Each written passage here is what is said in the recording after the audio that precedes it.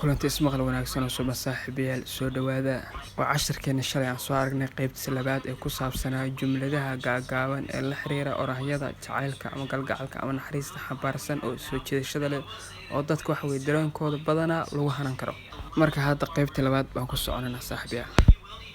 Dan boro naseso horis esena Dan boro naseso horis esena I can't live without you. Ma noolaan karo adiga la'aanta. Otan sumilaw na itho bolitera. Otan sumilaw na itho bolitera when I talk to you. Marka aan kula hadlayo adiga I feel a lot better. Waxaan dareemaa wanaag badan. Bore namin ime e boroti su agabi. Bore namin ime e boroti su agabi. I might not be.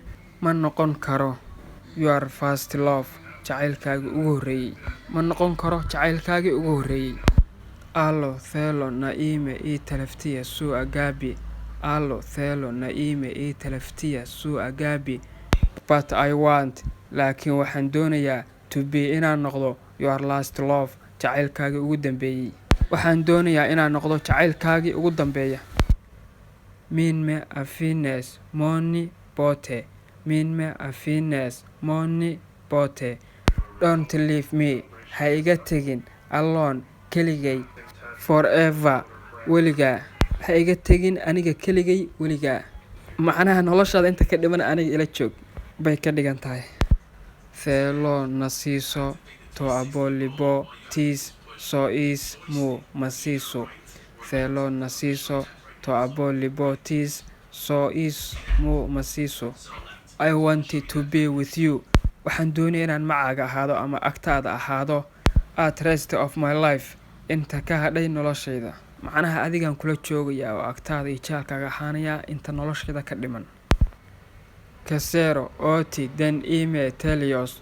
Casero oti dan ime telios. I know waan ogahay I am not ma ihi qof perfect dhammaystiran. Macnaha ma ihi qof dhan walba ka dhammaystiran. Qof dhan walba ka dhammaystiran sida ahaanba ma jiro. Bilaadan haddii la yahay mar walba qof kasta waxa weey wuxuu leeyahay nuqsaan. Casharkeena maanta saaxiibayaal intaas ku eegyahay runtii waxaan qiyaasay in xiisay xamaasad gooni lahaa.